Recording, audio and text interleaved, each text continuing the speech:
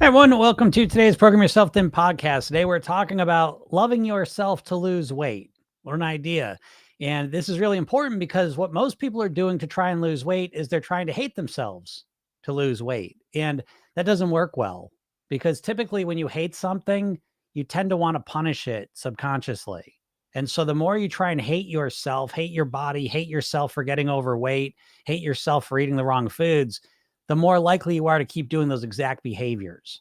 So the alternative is to start working on. Now I say working because saying to love yourself sounds easy. Being able to do it is a whole nother story. So it may sound strange, but you need to practice loving yourself. What do you say to yourself to love yourself? How does that feel? How do you approach things through a paradigm of love as opposed to hating yourself? It's totally different for most people because what you've been doing most likely is you keep depriving yourself of love. You keep hating yourself and you hold the love out in front of you, you dangle it in front of you as the motivation to get you to lose weight. Well, once I lose the weight, then I'll love myself. Now, if that was the case, 95% of people that lose weight on diets wouldn't put the weight back on. So again, bad strategy because even if you withhold that love and you get to your goal weight, there's a good chance that you still won't love yourself. So that comes back to the original point here that loving yourself actually takes effort and work and practice. You need to learn how to think in a way where you love yourself, talk to yourself in a way where you love yourself, and get used to the feeling of loving yourself and moving forward towards your weight loss goal with that feeling in you. And it's very alien for a lot of people. And so we need to practice it. One of the best ways I've ever seen to practice that, because you have the ability to love yourself, you've just never used it with yourself. And so if you think of someone in your life that you really care about, someone in your life that you love, if they were struggling with their weight and with their eating the way that you may be, would you hate on them and beat them down in order to motivate them and get them to do the right thing? Or would you be encouraging and supportive and loving to them? And most of the time when I ask this question, a person says, no, I'd be loving to them. I'd be encouraging and supportive. So you already know how to do this. You just never do it to yourself. So a real effective way to practice loving yourself is to start imagining that you are a friend that you love who's dealing with the exact same struggles that you're dealing with. But then think, what would you say to them? When they made a mistake, what would you say to them? What would you suggest to them in terms of how they should respond? And what you're going to find is all of a sudden these ideas come out of you that are all based in love.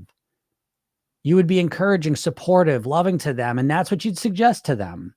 So you've already got it within you. You just never use it for yourself. And so imagining you're talking to a friend is a real effective way to kind of unleash this.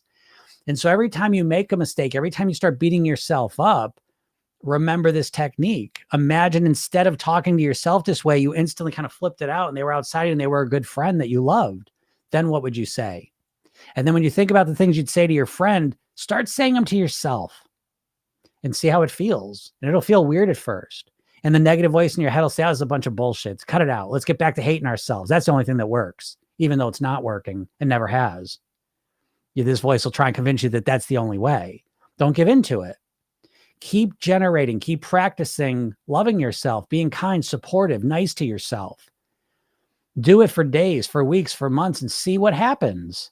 I think you're going to be shocked because when we start to love something ourselves, we tend to want to honor it.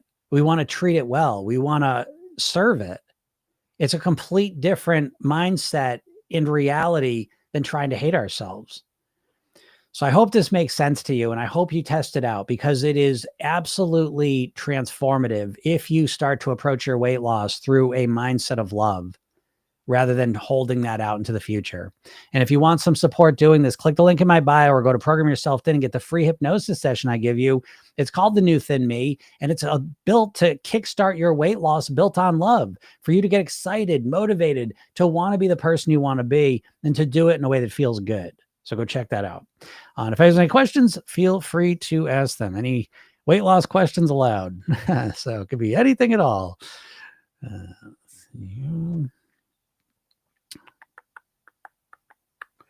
hope everyone's having a nice Valentine's Day. That was the motivation for today's topic, which is a topic all the time. I will tell you, working with clients regularly, I can't think of a client where we have not gotten to the idea of loving themselves. Someone says, is fasting good? Well, it depends what your goals are. So if you're fasting for spiritual or personal development reasons, then that's up to you to decide. That sure, right? If you're talking about fasting for weight loss reasons, what kind of fasting? So it would need to be more specific. If you're talking about long-term water fasting for weight loss, that's a terrible way to manage your weight. There's nothing worse than losing a lot of weight with an unsustainable method, knowing in your mind and then experiencing in reality, putting it back on. So long-term water fasts are one of the worst things you can do for yourself, physically, mentally, and emotionally, in terms of your weight, because you start to lose the weight and you get all excited and you start to develop this anxiety. You're going to eat at some point, obviously, and then the weight all comes back on. So it's just wasted time, energy, and effort. So long-term fasting for weight loss is about as silly as you can get, in my opinion. And people say, well, yeah, but I just want to kickstart the weight loss. Well, kickstart what? You're not kickstarting shit, because you'll lose some weight and then you're going to start eating, you're put the weight back on, and that's going to destroy you. So terrible. If you're talking about intermittent fasting, it's a tactic and I use it. I don't do the official intermittent fasting. There's no magical thing that happens at 16 hours, folks. That is a bunch of bullshit. Nothing magically happens at the 15th and 16th hour in your body. It's just a way to reduce calories by compressing the eating window. So if intermittent fasting works for you and you are comfortable doing it, it can be a powerful piece of the puzzle. But I don't think intermittent fasting on its own is going to help many people. I know it helps some people. I understand that. But I think the vast majority of people that intermittent fast end up basically training themselves to become binge eaters, because they get so hungry that by the time that eating window opens up, they're basically binging during that time. So be careful of that. And again, what I would suggest with intermittent fasting is the same thing I pretty much suggest with any diet: is don't just jump into it. I think people go from eating 16 hours a day to eating 8 hours a day is a huge shift. And because you're in such a rush to get results, you just do it in one day. But if you want to start increasing your not eating time by a couple hours, get used to it a couple hours and see where the sweet spot is, I think that makes more sense. But I think people jumping straight into a intermittent fasting routine, again, it's just a classic dipshit dieter mentality and routine. And, I'm not calling you dieters dipshits, but I'm saying when you diet, you're kind of acting like a dipshit. So let it be known, I'm not calling you a dipshit. Please understand that. But if you act like a dieter, you're acting like a dipshit. Does that make sense? And that's why I'm here, to try and enlighten you a bit.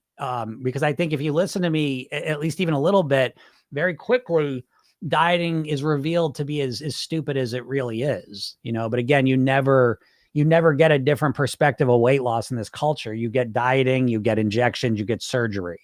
You never get a mindset, lifestyle, comprehensive, holistic approach to mastering your weight. And that's what I'm here for.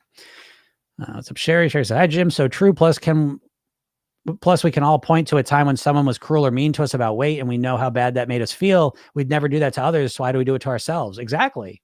The loving ourselves. And I know like sometimes you bring it up and people are like, oh, come on with that shit. Oh yeah. Okay. And they'll give it lip service even potentially, but deep down they say, no, that loving myself, that's not for me. The way you work is you got to be mean. And it's, again, I would say fundamentally, this comes up with every single person I ever work with. And that, again, is the diet mindset is built around being mean to yourself, being punitive, cruel. It's awful. That's literally why I'm here. I say this all the time. The reason I get on here every day, Monday through Friday, and I've thought about sometimes, like, Jesus Christ, I'm like, I got other stuff I could do. You know what I mean? Like that'd be more productive and profitable for me. And I'm like, why do I keep doing this? And I'm like, it always comes back to not even just helping people live longer. That's really not my main motivator, although it is a big one. It is because that diet mindset is just so cruel. And it hurts my heart, honestly, to when people are stuck in this diet mindset. It's such a shitty quality of life for them. And that's the thing that just really sticks in my heart and my gut. I just, it bothers me so much. So for me to do, the little bit I can do to try and help some people feel better about themselves and not continue to just make themselves feel like shit with this diet mindset, I find to be really my biggest motivator, because again, dieters are just, no one's meaner to themselves than a dieter pretty much. And it's not necessary. It's not helpful. And it's just a terrible way to go through life, because you realize now, like we live from birth to death. You could be hating yourself because of your weight. It could be the main factor in your quality of life potentially could be your weight and inability to change it and how shitty you feel about yourself because of it. And that's the part that I just, it turns it into a mission for me. You know what I mean? Someone says, if you are plump, you feel guilty about liking yourself. Yeah, I know that. But you have to fight against that. You can't fucking accept that, because that's what the culture tells you. I get it. I understand that that's what people feel. I know if you feel overweight, you feel almost it's impossible to love myself and accept myself. I know you feel that way. And that's why I'm here, because it's fucking bullshit. It's just something we've been conditioned. It's not real. What I'm saying is, you can be overweight and love yourself. You can be overweight and accept yourself and want to lose weight. That's what I'm trying to tell you. I think people think, because dieters are just classic all or nothing thinkers, just in general. And then they apply that to everything. And I think it absolutely shows up with loving themselves. And they say, I can't love myself when I'm overweight because then I won't be motivated to lose the weight. That's fucking bullshit. You can love yourself and accept yourself at whatever weight you're at right now. And I think you'll find that you tap into a much deeper form of motivation. Because back to what you're saying, Sherry, it's like, if you have been overweight in your life, especially growing up, people have said really mean shit to you. And now you've internalized that, and you're saying mean shit to yourself to try and get yourself to get motivated to lose weight. But in a roundabout, weird ass, counterintuitive way, what ends up happening is you say mean shit to yourself. And what you've done is you've learned to rebel against that. Maybe you had a parent who said mean shit to you and you rebelled against that. Other people said mean shit to you, rebelled against it. And now you're trying to say mean shit to yourself to get yourself to lose weight, and you're rebelling against it. You're not congruently trying to lose weight. Part of you saying, come on, you got to lose weight, you piece of shit. And the other part's saying, no, fuck you. And you're stuck in this battle. If you wonder why you feel this push-pull, it is not your cravings primarily. It is primarily your mindset. And the way you're trying to motivate yourself to lose weight is you fucking hate yourself now. And that's what you think is going to create the motivation for you to lose weight. And it's not. It's not. And if it does work to get you to lose weight, what's going to happen is you're going to get to your goal weight and you're still going to hate yourself. And then you're going to put the weight back on. And so tell me that's not true. So again, I think that, yes, I get it. You've been conditioned your whole life that if you're overweight, you can't accept yourself or love yourself, but it's fucking bullshit. And you've got to fight against that for your own personal happiness and for your increased ability to live at the weight you want to live at. Both reasons. You do not need to hate yourself to lose weight. It doesn't work. If it fucking worked, 75% of the population would not be overweight right now or obese. Because almost every overweight, obese person hates themselves for letting themselves get overweight. That's how they internalize it. So if hating yourself worked, we would be on a completely different trajectory with the overweight and obesity numbers. It does not work, but you probably don't believe me. And there you go. Calm down. I get so fired up about that because, again, I don't know. Makes me nuts. What's up, Biggie? Yep. Happy Valentine's Day to you. Yes. Happy Valentine's Day to everyone. I hope you all some plan. Tabitha, same to you. Happy Valentine's Day. He says, how do you suggest not overdoing it on chocolates this Valentine's Day? I think the way you not overdo it on chocolates on Valentine's Day is you ask yourself, how could I get the most enjoyment out of chocolates on Valentine's Day? So a lot of times what people are going to do is they're going to say, oh my God, here comes Valentine's Day. I have to not eat chocolate or I have to not overdo it. Now, not overdoing it, right? If I tell you, don't think about a banana, what you thinking about? So if I tell you don't overdo it on chocolate, what are you thinking about? You think about overdoing it. And what happens for a lot of people is they're going to try and restrict chocolates, which subconsciously is interpreted as I'm going to restrict my pleasure. But I'm here to tell you, change that question up. Start asking the question, how can I get the most pleasure possible out of chocolate? I know the first thought you think you have is I'm going to eat all of it then. Is eating all the chocolate the most pleasure you can get out of the chocolate? Is it? Think about this. Sit with this for a second. This is a very powerful lesson because I know as soon as I ask you, how can you get the most pleasure out of chocolate today? The voice pops in and says, eat all of it, all of it. But now I want you to think times when you've eaten all the chocolate, was that the most pleasure when we take into account the consequence phase? There's 3 phases of eating: anticipation, consumption, consequence. So if we just look at the anticipation and consumption, eating all the chocolate, maybe that's enjoyable. Maybe that's the most pleasure. But as soon as we bring into account the consequence phase, is eating all the chocolate the most pleasure you can get? Or does eating the most chocolate you can possibly eat end up being less pleasure? If eating chocolate's like most things in life, there's a point of improvement and then there's a point of diminishing returns where you don't get, where it starts going down. Your pleasure goes up, up, up, up. I keep eating chocolate. I keep eating. Now I'm throwing up. Oh, the pleasure went down. It would take it to an extreme. But how many times have you eaten chocolate? Oh, good, good, good. Oh, my stomach. Oh, I feel like shit. I feel gross. Has anyone ever felt that? Yes. So I ask you again the question, how can you get the most pleasure possible out of the chocolate? I would suggest that the answer is somewhere in the ballpark of, I will eat the most enjoyable chocolates that I know, and I will eat them moderately. I will stop eating when I get to the point where I've had enough and now we start to go over that cliff. I don't feel like shit. So that'd be my suggestion. Oh, the consequence phase. Exactly. There is always a consequence phase, folks. Again, you have to understand we live in America our entire lives. Tens of millions of food ads we've been exposed to our entire lives. I mean, we are absolutely brainwashed, conditioned to only focus on the anticipation and consumption of food and completely ignore the consequence phase. But the consequence phase is always there. Just because we've been conditioned not to notice it doesn't mean it's not there. It always is. And it starts the second we take the last bite. Once you start paying attention to that instant consequence, because the instant gratification of the food, Jim, well, there's always an instant consequence too. Always. Whether you pay attention to it or not, that's a different story. But if you start paying attention to the consequence phase that always follows your eating choices, you very quickly start to get a different sense of what's pleasurable and what's not. And I think this is the beginning of being able to moderate your eating.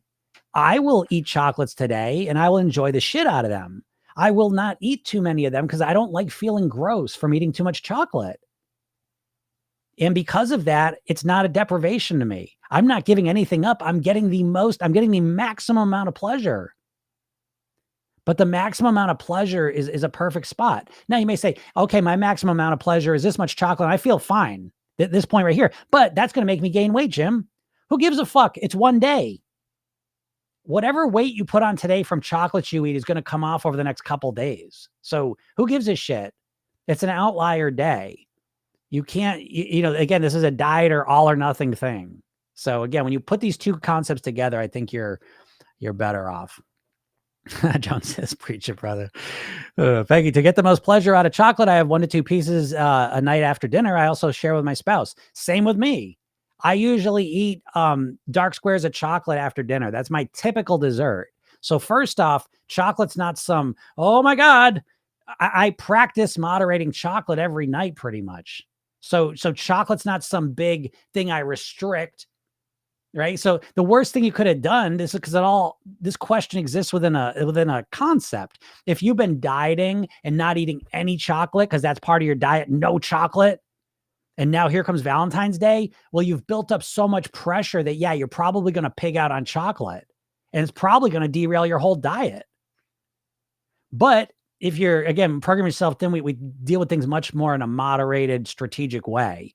And so if I eat chocolate every day anyways, here comes Valentine's Day. Well, what am I going to, I'm not losing my mind about chocolate. I eat chocolate every day. I might eat a little extra chocolate.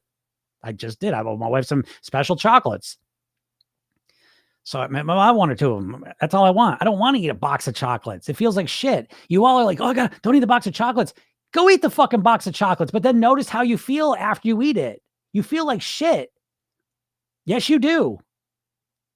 You don't feel like shit physically, perhaps, because you might have built up a tolerance, but mentally and emotionally, you feel like shit. And usually physically, when you eat too much chocolate, it feels gross. Don't forget that. Yeah. So that helps you out. That's so funny. What's up, Ken? Oh, there it is. It's Ken saying. I was like what Ken's saying. Ken says, my PYT journey has been so satisfying, putting in the work to truly learn in myself and creating strategies to overcome my bad habits. Yeah, absolutely. That's the point. That's what we're doing in Program Yourself Thin. It's so different than dieting, because dieting, there's no strategy. It's just tactical. It's just you forcing yourself to do something.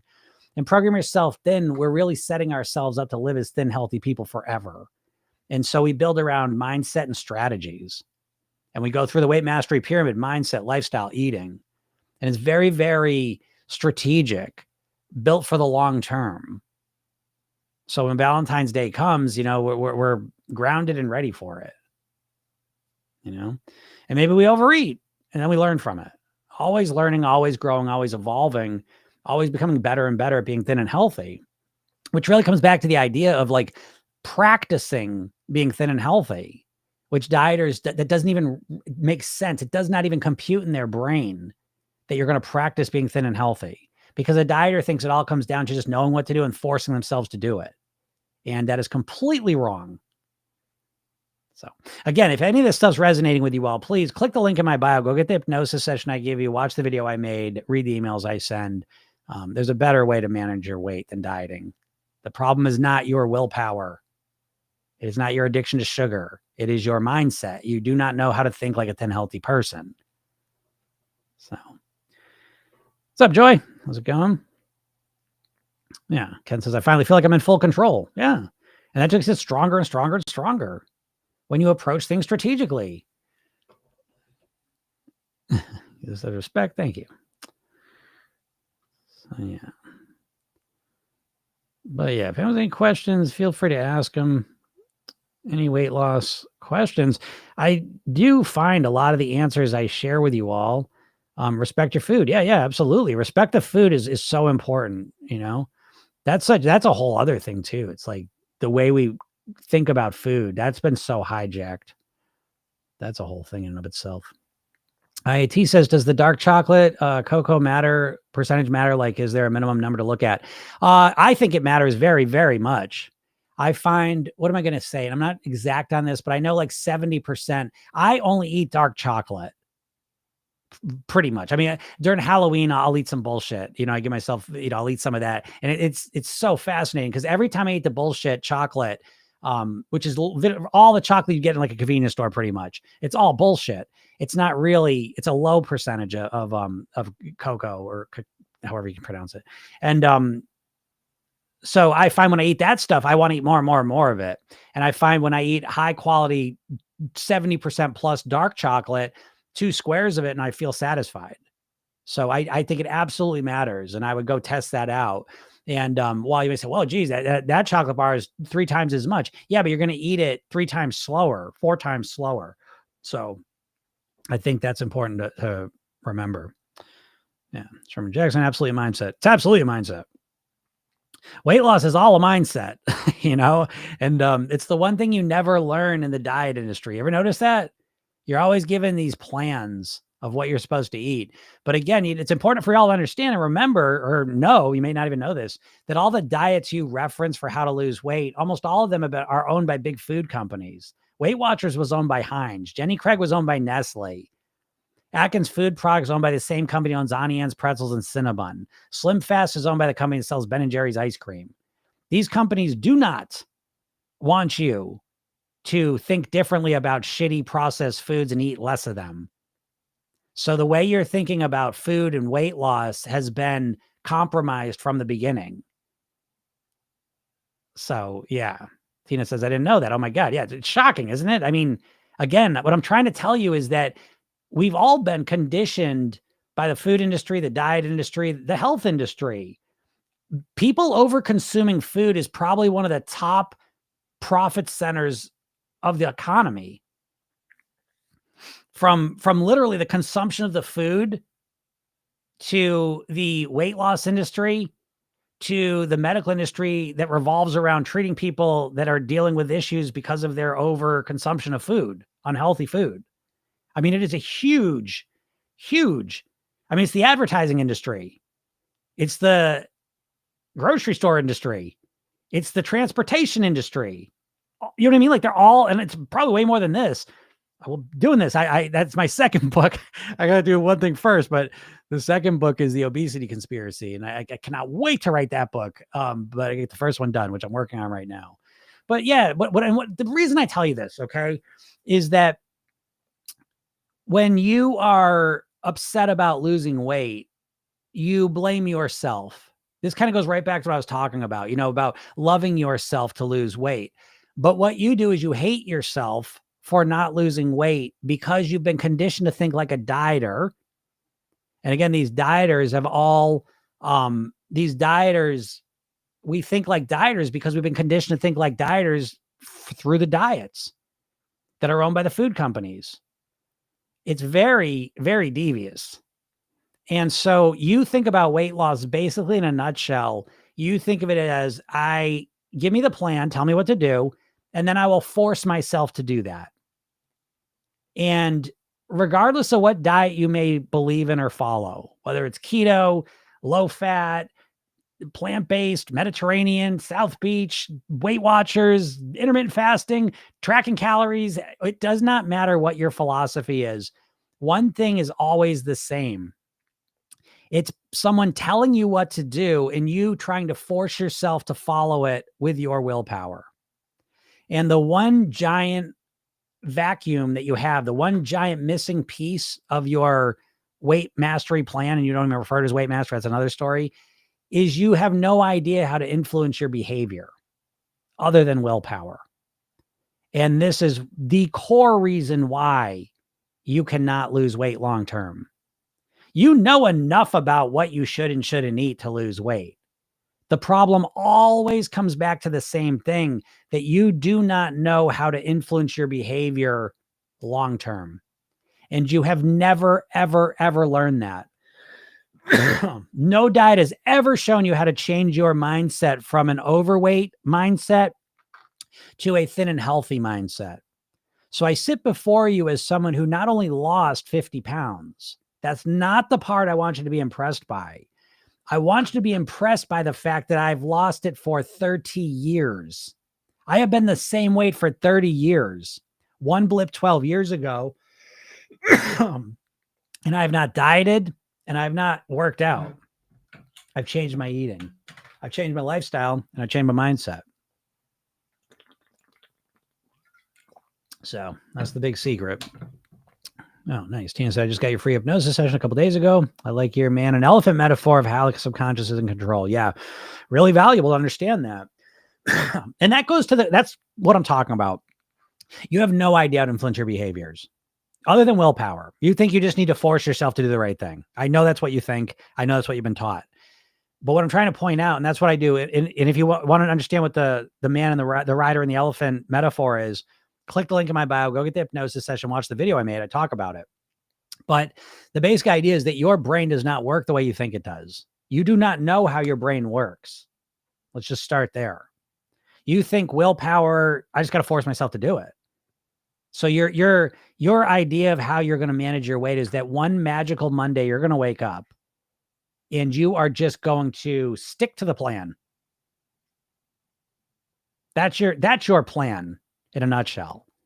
Now, you've had that plan for as long as you can remember, and it's never worked, but you still believe that's the plan that's going to someday work and you're going to follow to master this. And I would suggest that that's never going to work. And it's not going to work because you're not a consciously driven person. Let me put it a different way. You live your life primarily on autopilot. All humans do. Your willpower is a prefrontal cortex process. Your prefrontal cortex is about 10% of your brain. The other 90% of your brain is your subconscious mind that runs things on autopilot. So the part of your brain that lets you read, write, use a computer mouse, drive a car, brush your teeth, the way you take a shower, the way you walk, the way you ride a bike. All of these things you have learned at some point, and now you just know how to do them. You don't have to think about it. You just do them because you have learned these behaviors, and now they are programs that run on autopilot in the back of your mind. Well, guess what? All of your eating behaviors are the exact same thing. Your eating runs in patterns, and you've been programmed to think and behave like an overweight person. That's why you're overweight. You have done everything in your power to lower your weight, and you're never able to do it. And if you are able to do it, you're able to do it for a little while, and then you always put the weight back on. This is because you have an overweight mindset. If you're not thinking about food and very strictly changing it or trying to change it, what you automatically do keeps you overweight. And when you diet, dieting is not a mindset. Diet's an anti-mindset where you just fight against your overweight mindset until you drop the weight. But then we get the same problem. The only mindset you got is an overweight mindset. And you put the weight back on. So the solution is not to diet your weight down and then have this overweight mindset. It is to develop a thin and healthy mindset. It is very easy and natural for me to maintain my weight. I'm not struggling. I'm not counting calories. I'm not dieting. I'm not fighting with myself because I have systematically programmed my subconscious mind to do the things that keep me at my goal weight. I still manage it. I mean, don't get me wrong. I mean, I'm still paying attention to some degree, but it feels very much like my toothbrushing habit, right? You all just naturally remember to brush your teeth at certain times during the day automatically. Now you already say, oh, I got to brush my teeth. You're kind of somewhat consciously aware, but it's primarily an automated behavior. So this is the part of your brain you need to focus on and transform in order to live as a thin, healthy person ultimately. And the diets, you've never thought of this. You've never heard of this. You don't even know where you would learn this from. So that's why I suggest you go get the hypnosis session I gave you and watch the video I made. Dee says, I think the part I need to figure out is what keeps me full from breakfast to lunch, dinner, and avoid binging. Yeah, Dee, there you go. I think that that's very smart because, again, if we systematically look at our biggest challenges and aim our resources at resolving that, what we do is we look to create long-term solutions rather than just temporarily forcing ourselves to act in a different way. So I think you're right on the right question, Dee, by focusing on that, right? So what food for breakfast keeps me full and satisfied to lunch? Now, lunch, dinner, that's interesting that you kind of put those together. So I'm assuming it's between breakfast and lunch that's the issue, but then I'm curious about what the dash dinner means. That's interesting to me. But yeah, I would go to work on experimenting with different breakfasts that satisfy you. And recognizing that again, the more we look at our eating holistically, because the classic dieter thing is that, oh, Jim, everything's going great until the afternoon and night, and then I can't stop eating. And I say, everything's going great. What are you eating for breakfast and lunch? Nothing. That's the great part. But now I just need to stop eating in the afternoon and night too. Well, if you zoom out, you realize that's a shitty, stupid strategy because you're getting yourself so hungry that you can't control your behavior. So the answer is not to hope and expect that someday they're going to have some magical willpower where you never eat. Instead, we want to be strategic and say, okay, how can I satisfy my hunger so it's at a level where I can eat breakfast, comfortably get to lunch, comfortably get to dinner, comfortably? That's a much better question. And that's a much better use of your energy because once you understand what you can eat for breakfast, what you can eat for lunch, what you can eat for dinner that gets you to each one comfortably, there you go. There you go. But most people aren't doing that. They're just accepting or expecting that I'm going to be starving all the time. I'm going to be hungry all the time. And I just need to fight against it. And again, that's that diet mindset that's been conditioned into you. You all are trapped in a diet mindset. You're imprisoned in it. You've been brainwashed by the diet industry to think like a dieter. I don't know how much stronger ways I can put it. And I know you're hearing this. Oh yeah, it's bullshit. I just need to get myself to do the right thing. You know what I mean? Like that's trance talk. It doesn't even make any sense. But that's how it is. All right, everyone, I'm gonna get out of here. Hope you all have a super duper day. Thank you for the questions. Hope you all have a wonderful Valentine's Day. If you're planning on having a nice Valentine's Day, and if you're not, it'll be over soon. So, yeah, again, if you're not in my world, go click the link in my bio, go get the hypnosis session, watch the video I made. I'm here live every Monday through Friday, right around noon Eastern. So if you have a questions, want to talk about your weight, feel free to pop on here. I'm happy to talk with you. If you missed and like listening to this, I do this, like I said, every weekday, and it is a podcast. So it's Program Yourself. Then it's on all the podcast platforms. You can go check it out. And yeah, hope you have a wonderful weekend. Bye, everyone.